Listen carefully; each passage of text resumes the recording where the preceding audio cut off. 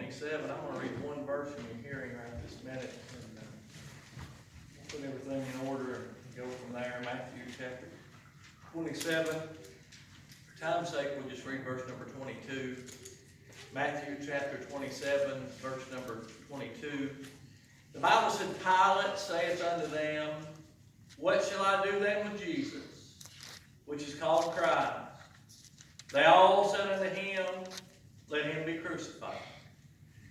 Very familiar text and story here, if you will. Jesus has been, for lack of better terms, apprehended, if you will, in the garden. Judas Iscariot sold him out for 30 pieces of silver. They've come to the garden to arrest him.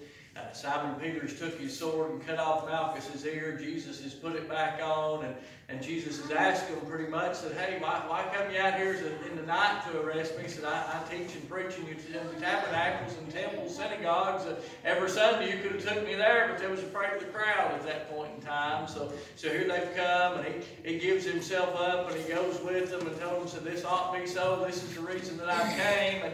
And they took him into the judgment hall there, and they started judging him there from place to place. In the meantime, Judas Iscariot's convicted of his sin and of his wrongdoing. He's come back and took the 30 pieces of silver and cast it at the feet of the chief priests there. They took God's money to sell out God in reality. They're doing that all over the nation this morning. I ain't got time to get into that, but that's another message in itself. That's just a little free quotation there. But either way, they took the money from the church and sold out God with it, and he's cast it back at their feet. In verse 4, he said, I've sinned that I've betrayed the innocent blood. And they said, Hey, what's this to us? We could care less what you've done. We give you the money. You went out and did what we asked. And then they would even take the money and put it back in the treasuries. They bought the field of blood. And they go on down through there. Jesus is before the governor. And he says, Art thou the king of the Jews? And the only thing Jesus said is, Thou sayest. And then all these people come before him, bring all these charges against him, and Jesus opened not his mouth, just as it was prophesied in Isaiah 53, that he would open not his mouth, and all these things come about down through there. And the Bible talks about how the governor marveled greatly, and he made up his mind, hey, at the feast there, he was going to turn one of them loose and let one of them go, and he had this notable prisoner, Barabbas, and he had Jesus there, and in the midst of all of it, he knew, the Bible said, that they just brought Jesus in for envy, and they just brought him in for that purpose. So he thought, hey, maybe that they'll let Jesus go because we know we've got a murderer here. We know we've got this man here. And you see in reality that people side with the world and against God if they'll let a murderer loose and they want to crucify Jesus.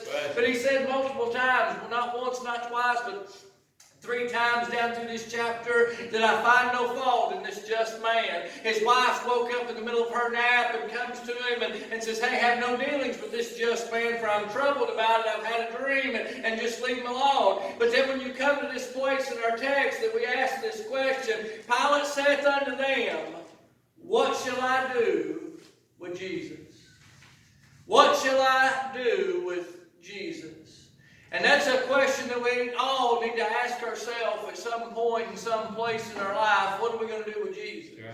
What are you going to do with Jesus? This was a personal question. I want you to notice he asked a crowd. He asked a crowd, what shall I... But notice he didn't say, what are you going to do with Jesus? He said, what shall I do with Jesus? He asked a personal question, and that's a personal question. I can't answer for you necessarily what you shall do with Jesus. I tell you what I'd do if I was you. I'd accept him, get born again, amen, and go on if you haven't. And we'll deal with that in just a minute. But he asked this question to this crowd. It was a personal decision each and every individual has to make in this life. And it's a decision. There was 2 types in this crowd, if you will. There was the followers of Christ were there, and then there was the ones that denied Christ and rejected Christ. You had a saved crowd and a lost crowd, if you will. And this question was important to both crowds. To those who were lost, it was a question of salvation.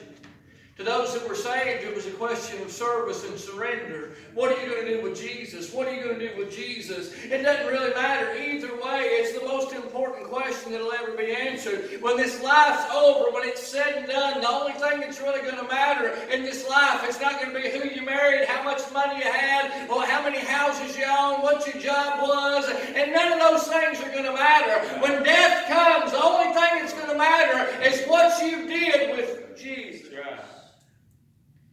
See, the thing is that after death comes, the Bible said when death comes, and so shall the judgment.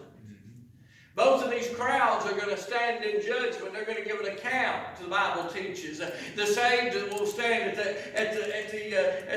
they will stand at the judgment seat of Christ. They'll give an account for every deed done in this body, whether it was good or bad. And their works will be tried as though by fire, the Bible declares. And they'll either come out as wood and hay and stubble, and they'll be burned up, and they'll suffer great loss. And they'll be saved as though by fire. They'll come out as gold and silver and precious gems and all those things.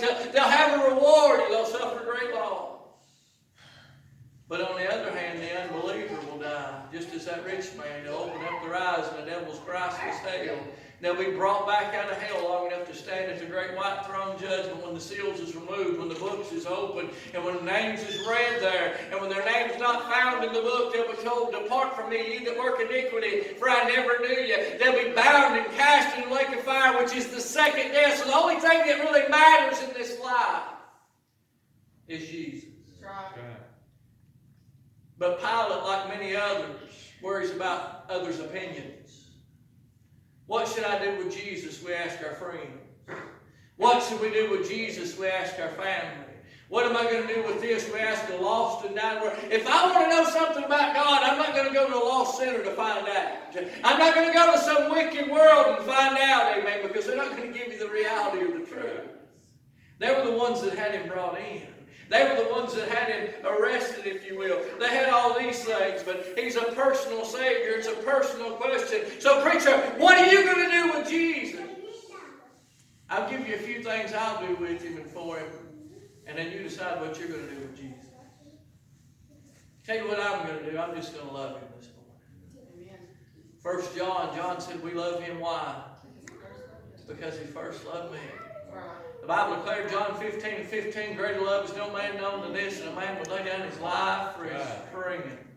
Romans chapter 5, verse number 8, the Bible declared that God commended his love unto us, and while we were yet sinners, Christ died for us. John chapter 3, verse 16, everybody knows it. For God so loved the world that he gave his only begotten Son, that whosoever believeth in him should not perish, but have everlasting life. You say, preacher, what kind of love are you talking about? I'm talking about enough love that he left the splendors of heaven for a fallen man. We could read down through there, and he said, hey, scarcely some, for a good man might die, and scarcely some. Hey, you see people, that man, his daughters was drowning out there in the ocean back on spring break or back in the summer, whatever it was, and he went out and he tried to save his daughters and he drowned it, and how sad that was and how bad that was, and we see people trying to be a hero and try to help people sometimes and die, but how many times are they going after a criminal and dying and trying to save somebody wicked and wretched and rotten? Jesus left the splendors of heaven for a fallen man that judgment was coming toward, that deserved what they were given. He left heaven for you and I. He lived his life for you and I. His life was all about you.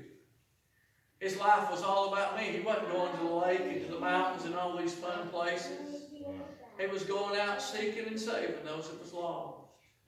He was looking for us. He was living for us. And then he was dying for us.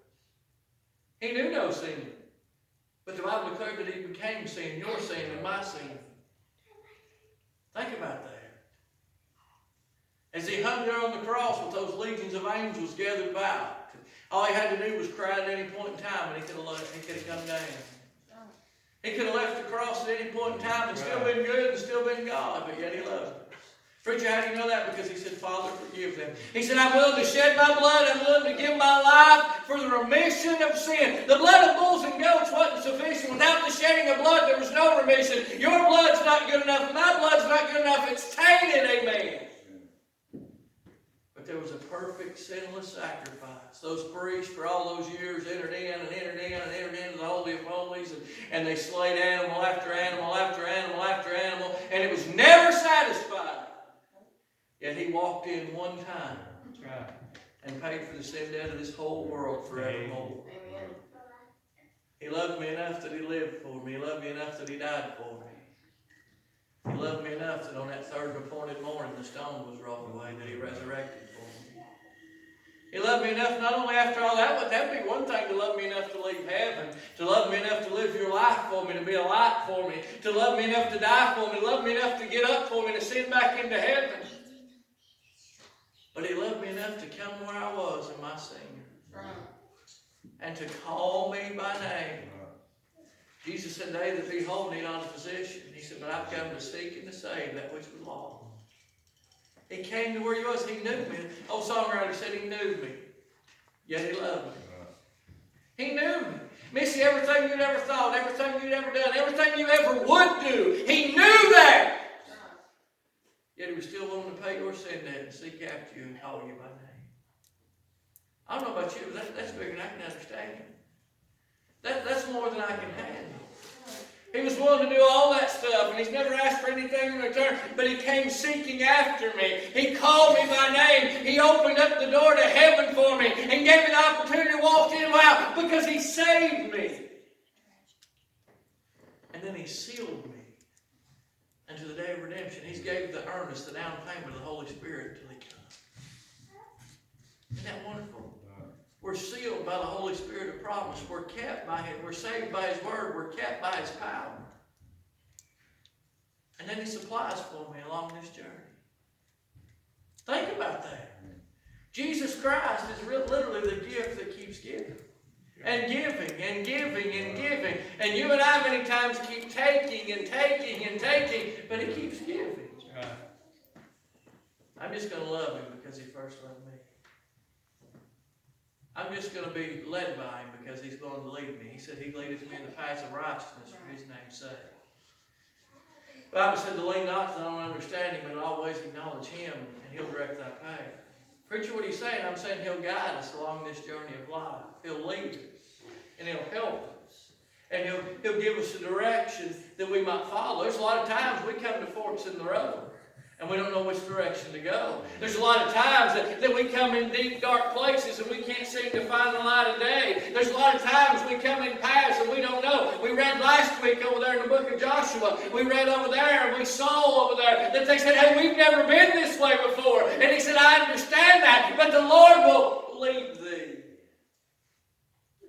You know what happens when a person first starts getting a little discombobulated, if you will, when you start getting off track and you start going this way and you think, man, I don't know, I'm not really sure which way to go, and you start, us men won't call it lost. That means we don't get lost. We just make mistakes and take a wrong turn sometimes. We sure ain't going to ask for directions.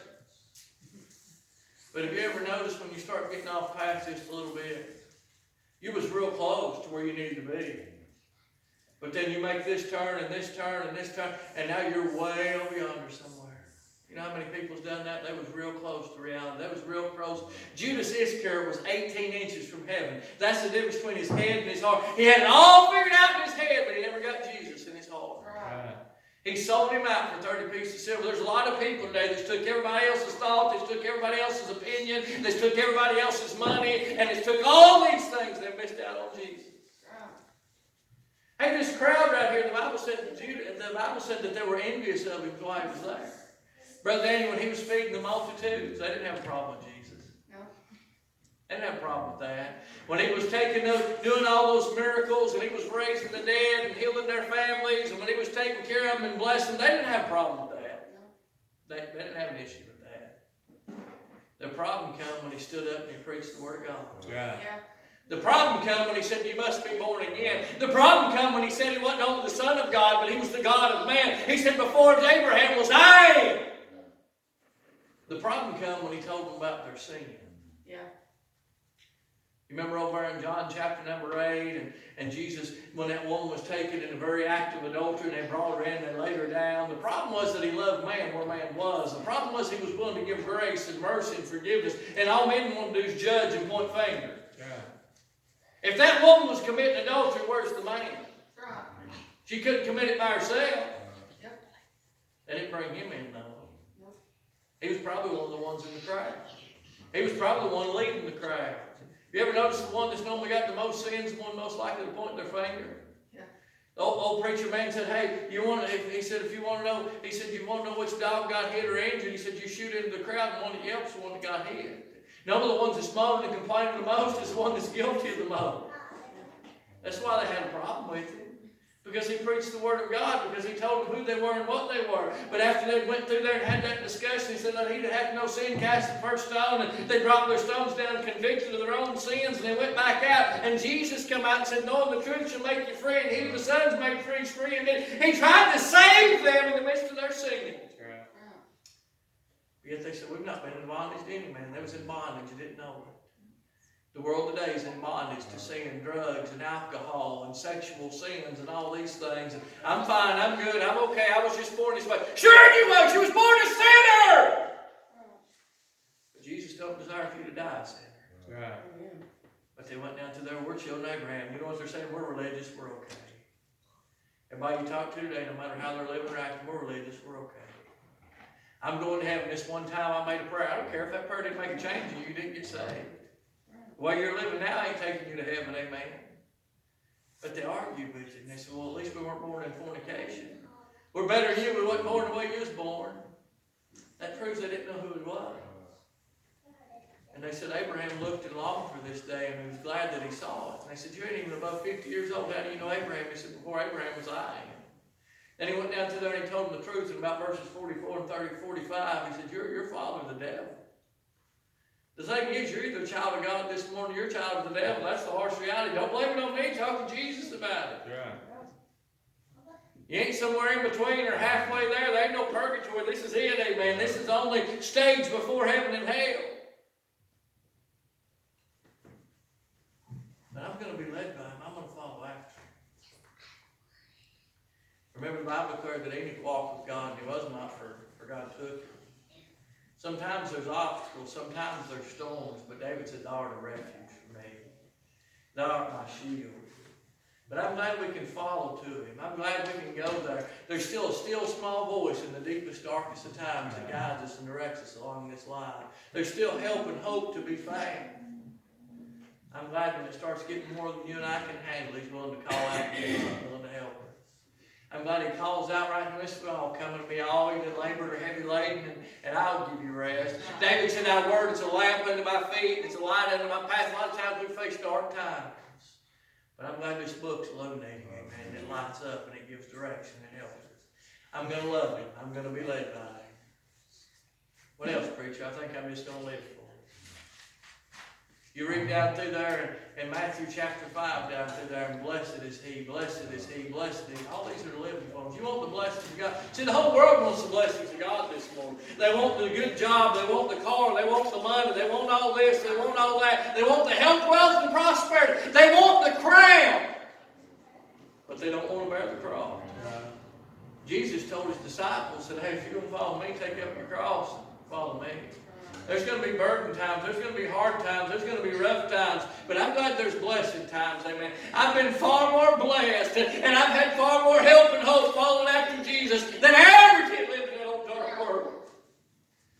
My worst day saved was far better than my best day lost.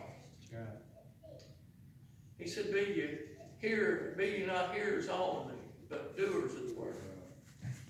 He's told us to proclaim the glad story of God's grace and glory. He's told you and I to go out and witness. He's told you and I to go worship, to go into the highways and the hedges, to go into the byways, to go into all the world and compel them not to come in. We need to do that through our deeds and actions. We need to do that through our everyday life. We need to do that through our mouth. Amen. I've had a lot of people after I've talked to them about church that will talk to them with the way they talked before. I'm trying to invite them to get them saved. Amen. Told you before, I had a guy that used to, when I was lost, used to fix an illegal satellite for me and this, that, and the other. And after I got saved and invited him, he told me he was a deacon of a church. I was like, man, where was you when I was on my way to hell? It's important. I'm going to love him. I'm going to be led by him. I'm going to live for him. I'm going to lean on him.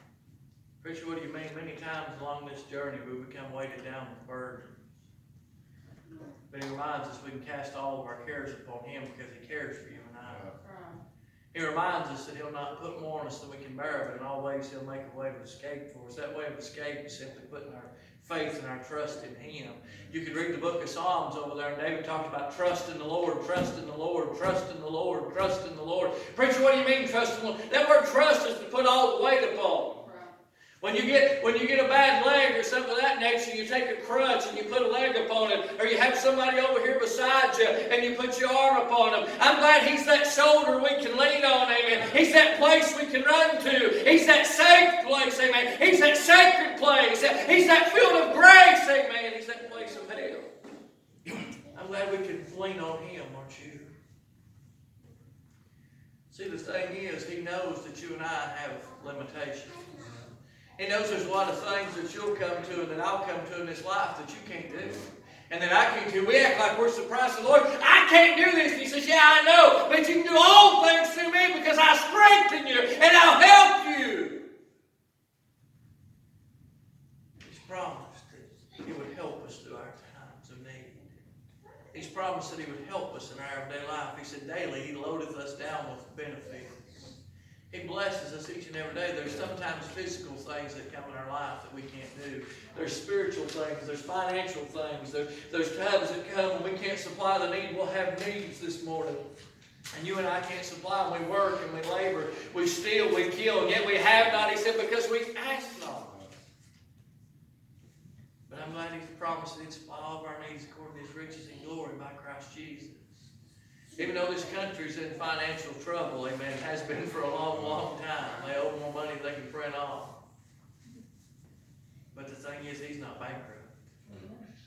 He's not bankrupt. This simply comes by leaning on Him, putting your faith and your trust in Him. When we truly trust in God, it puts all the weight on Him. When you're walking like you're walking on eggshells by faith, amen, you're walking by yourself. But when you trust something, when you're walking on this stage up here, if you think it's going to hold you, you don't even think about it, man. You just keep walking. That's what He wants us to do in this spiritual life, is just to keep walking, just to keep going, just to keep trusting, leaning, and depending, putting all of our faith and trust in Him. Because when you put all the weight and the burden on Him, it removes all those things from you, and it gives you rest. I'm going to lean on Him this morning. I'm going to continue to learn of Him. Preacher, what do you mean? Psalm number 6 in that hymn right there says, I want to know more about my Jesus. I want to know more about my Lord. You could go over to Philippians chapter number 3, verse number 10, the greatest apostle, as far as I'm concerned, that ever lived, come to a place over there. And Paul said that I might know Him. Paul said, I want to know more about Him. I want to know more about His love. I want to know more about His mercy. I want to know more about His grace and His forgiveness. I want to know more about all those things. He said, I want to know more about the power of His resurrection. I want to know more about what He has to give me, don't you? Don't you want to know if one of your loved ones passes away and leaves behind an inheritance? Don't you want all they had to leave for you? You don't say, well, I'll just take the whole house and leave the cars and the trucks and all the money in the bank account over there and leave the stocks and bonds or whatever else it is. No, you want it all. Jesus has given us all these things through His life and blessed Him in on our lives if we'll just accept what He's given us simply by learning of Him. Simply by learning of Him. Paul said, I want to know about the power of His resurrection. Preacher, what are you talking about? Don't you have times of weakness? Don't you have times when you feel like giving in? Don't you have times when you feel like giving up? But he said, hey, there's power even in His death. Paul had learned a little bit about this power over in 2 Corinthians. When he besought the Lord those 3 times that thorn might be removed from his flesh. And Christ said, hey, when you're weak, I'm still strong. Paul said, I want to know how to be strong in the midst of my weakness. You can do that by learning in Him. But not only did Paul want to know about the power that he possessed, Paul wanted to know about the peace that he possessed. Peace in the midst of the storm. Peace in the midst of need and want. Peace in the midst of perilous times. Paul knew all about those things. Here he was cast into prison, he was bound, and all he had to do was denounce Christ, and he could have been loosed and let go. But instead, the ones that had him in bonds, the ones that was threatening his life, he's standing there saying, hey, do you know Jesus? He couldn't help but tell. Those disciples, after they'd been beat, I think it was in Acts chapter 4, after they'd been beat and turned loose, and they said, we can't help but speak to them. They rejoiced in being persecuted for Christ's sake. Now everybody in our day and hour is just looking to get their little feelings hurt, looking to get offended. The Bible said, blessed are they that are not easily offended. I'm going to lean on Him. I'm going to learn of Him. I give you this as I close this morning. It ain't going to be long, Brother Danny, and I'm going to leave with Him. I'm going to leave with Him. See, He come, He bled, He died, He did all those things. He resurrected, and He called down that cloud over there in the book of Acts and went back up to glory. And those 2 men in white apparel said, why stand you men of Galilee? Why stand you here gazing? For this same Jesus, as you watched Him go away, so it's come again in like manner. And over in 1 Thessalonians 4:16, the Bible said, the Lord himself shall descend from heaven with a shout, the voice of the archangel, the trumpet of God. The dead in Christ shall rise first, and then we which are alive and remain shall be caught up together with them in the clouds, and so shall we ever be with the Lord. Wherefore comfort you one another with these words. I'm going to leave with you, amen. I'm not looking for a hole in the ground. I'm not looking to go out to the cemetery. If I do, that's fine. Be absent from this body to be present with the Lord no matter how you get there. I'm not looking for a hole in the ground. I'm looking for a hole in the sky. The Bible declared that the eastern sky was going to roll back as a scroll, and the Lord himself is going to descend. I'm looking for him. I'm longing for him. Amen. The trump's going to sound. The Lord's going to call us out. When he does, we'll be changed in a moment of the twinkling of an eye. Preacher, what are you talking about? I'm talking about this incorruptible. Or this corruptible is going to put on incorruptible. This mortal is going to put on immortality. And then we'll cry out, "Oh death, where is thy sting? Oh grave, where is thy victory?" It's been swallowed up. It's all gone. It's all gone. I'm going to trade this cross for a crown. Amen. Going to have a white robe over there. Going to be able to stand with the redeemed. Going to have a crown. Going to have a mansion over there. He said, "My Father's house are many mansions." These other perversions, they got these books they call Bibles, his rooms. Amen. He ain't got some little motel up there. He said, "My Father's house are many mansions." Amen. I've got a mansion just over the hillside. I'm going to leave for one there for a while. There's going to be a glad reunion. What a glorious day. Everybody's going to come back and get us, aren't you? You can read about that good Samaritan over there. That man had been beaten, left half naked on the side of the road. He bound up his wounds. He took him to the inn, which is a picture type of the church. And he took care of him. He said, "Hey, but I'll be back and I'll pay the rest when I get here." Everybody's going to come and get us. He's going to take good care of us when he gets here. I've told you this morning what I'm going to do with you. Now it's up to you. I asked you as Pilate asked, what am I going to do with Jesus? What are you going to do with him? If you're here this morning, I don't know your heart, I don't know your condition. Like I said, there was many in that crowd. I'm sure there's many in this crowd. Are you saved this morning? I'm not asking you if you're religious. There was a lot of religious people in that crowd. Jesus was crucified because of religion. They was envious of him and of his power, amen. They're envious of the real church and the real Word of God today because it still has power. Are you saved this morning? If not, you need to be. Well, it'd be a shame to die and go to hell out lost in the world, but you know what would be worse than going to hell off the church pew? And there's going to be many that's going to do that. Jesus said, "On every man says, Lord, Lord, is going to enter in." He said, "There's going to be many that's prophesied in my name." That's preaching. Of course, it don't take long. You cut on the TV and say, there's a lot of lost preachers. There's a lot of lost ones in this town, I'm sure. There's lost people in the pulpit. You know what? There's lost people in the pew. Jesus had 12 disciples, and one of them was the devil. What's that say for the average church? I mean, I'm not being mean or hateful. That's reality. If you're here and you are saved this morning, what are you going to do with Jesus? Are you tired of being burdened and alone? Are you tired of feeling helpless and hopeless? Are you tired of just wandering in the wilderness? I ask you this morning, will you be led by me? Will you dedicate your life to surrender to service and just give it to him? That was the opportunity that was set before him. The choice is yours this morning. Whatever it is he spoke to your heart about, I close this morning asking a simple question. What are you going to do with Jesus? If you've got need, would you come?